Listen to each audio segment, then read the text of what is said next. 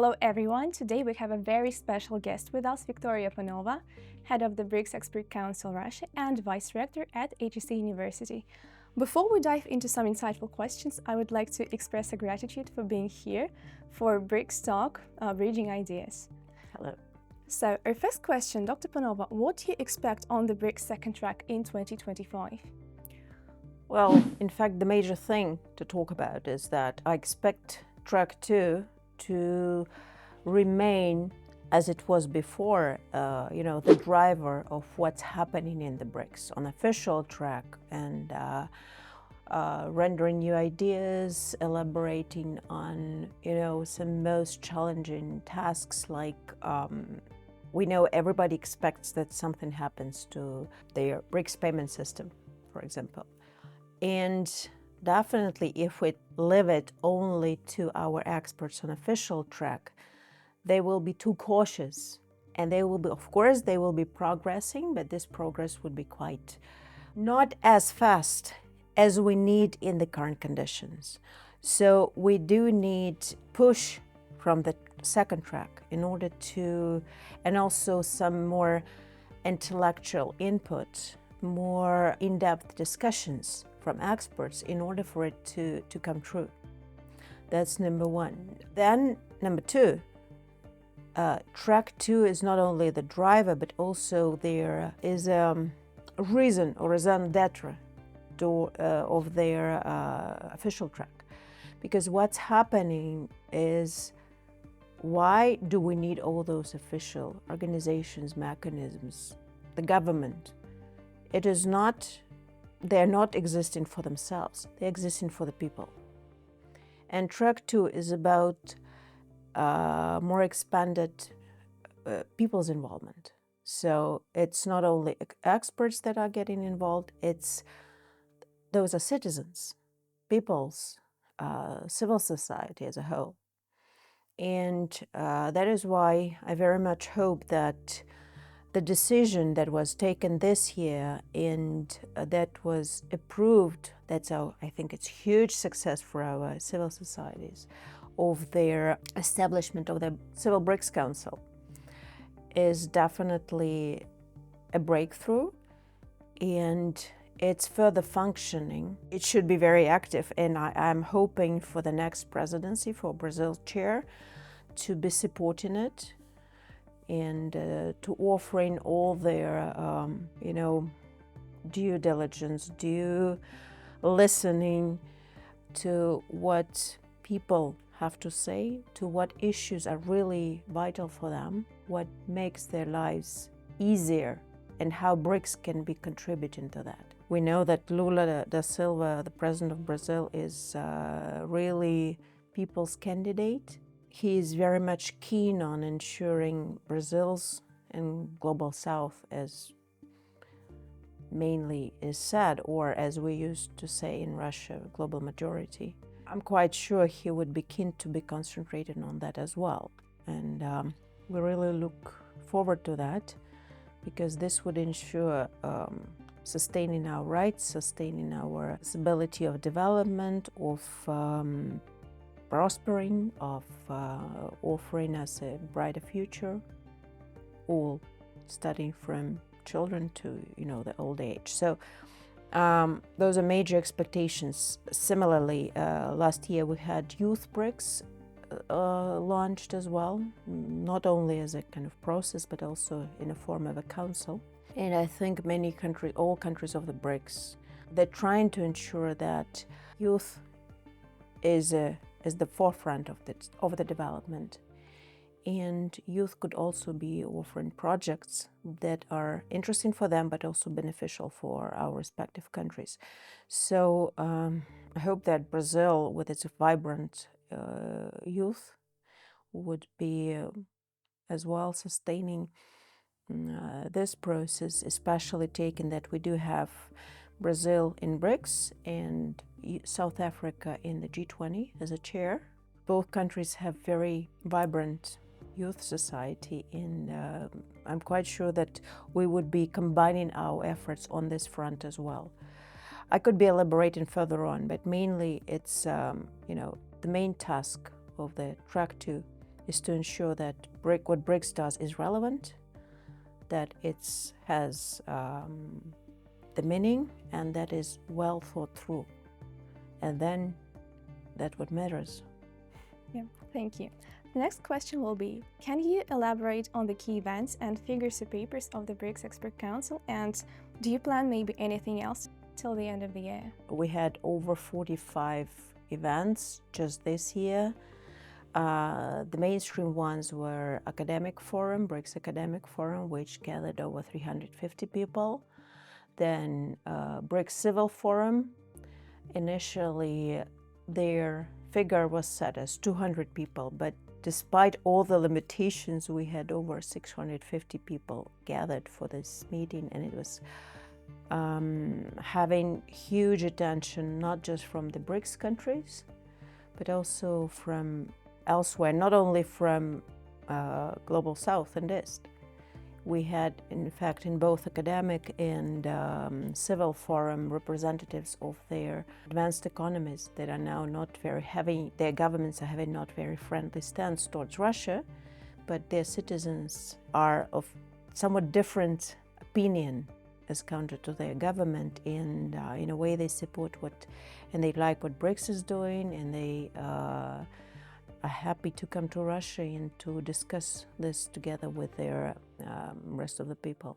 We had extremely good international school, 8th school, BRICS school this year, 86 people coming from over 30 countries, so not just BRICS or even BRICS plus partners. It is another instance when offering this kind of event allows for BRICS youth to, form the networks, with them growing further, developing into something more sustainable, and actually being already on a different level, either at the governmental level or business. And it's always important that those people remain friends among themselves, and they already know what BRICS is, because we all know that BRICS is very fashionable. Everybody talks about it, but unfortunately, not many people who talk about that understand what it is. So it is important that we are raising the generation that knows the backbones of BRICS, it's what it's all about, what are its goals, and how we want to proceed. So what are the areas where we are going ahead. Number of events we had were like in a form of roundtables, expert discussions, both open and more closed, in order to elaborate on issues like climate change, environmental degradation, for example, or just energy transition, or issues of information security and cyber threat that we're facing on their realms of their new technological development, STI, traditional values. It has somewhat different approaches and meanings in our countries, but we all share necessity and need to be preserving our identity, our inner selves, and what we believe is important in this regard. Our cultures, our religions, our beliefs, our mentality, our history. We had a variety of course, economics, trade, payment system. Already touched upon this at the very beginning, but definitely those are areas that we had discussions as part of our roundtable discussions among experts, and we will continue to have it. It's not much time left till the end of the year, but the interest is remaining, and there is a need. For example, what we did, because you asked about publications, I kind of moved away a bit from that. We prepared, I think this is the biggest thing I have to mention, the in short, BRICS monitoring report, or report on BRICS progress according to BTTC indicator system that was adopted back in 2020 during previous Russia's chairship. And this report was presented to all the Sherpas a few days ago, and it sparked great interest And what is important that we managed to show to our officials of what kind of progress was achieved in which areas, and what needs to be done in order to further the progress and not to stop where we are or to fast forward where we are quite slow, right? Because of course we do have it. Not everything is ideal. We do have bottlenecks, so we're trying to indicate this to our leadership so that we can surpass those barriers that are still remaining, be it in economics and trade, be it in political cooperation or humanitarian cooperation. So I think this was one of the most important publications, but not just that, publication on climate change, another one to be released quite soon on general education comparison, on finance, a series of publications. If you follow our Telegram channel, Generation BRICS, if you look into our YouTube and YouTube channels, we're definitely putting it on, and of course our site, which is nowadays serving as probably one of their most comprehensive, in-depth depositories of BRICS documentation of different tracks. So and analysis is also there. So we welcome you to. It's all open to the public. So we ensure our colleagues to look into it and to study and maybe join in their research together with us in order to see how BRICS could be progressing further.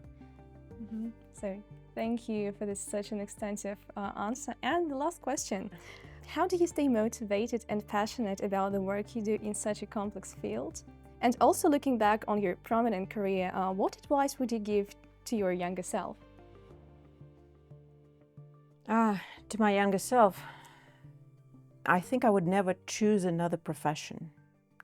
International relations, diplomacy, ensuring that the world runs, or trying to make the world run in order to have more people happy rather than, unhappy, to offer new innovative solutions, to have this constant communication process with the people from all over the world, so different from you. This is something you cannot trade, even with all the, problems that we're seeing in the world, and that could be having place as part of, intense schedule. But in order to stay tuned, well, I guess my family and my pets, well, they're part of my family. So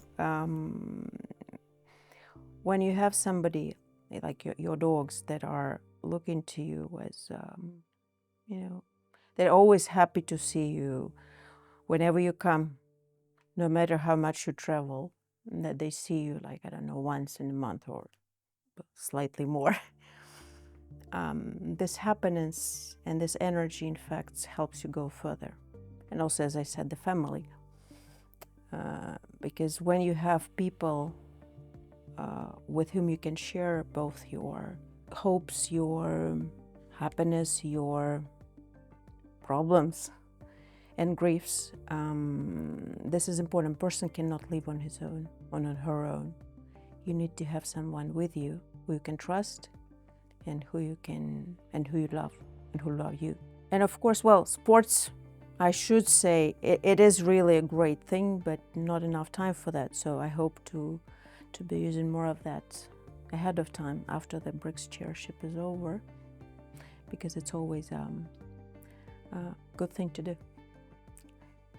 Okay, thank you so much for being here with us today. Thank you. Yep, that was the end of the interview.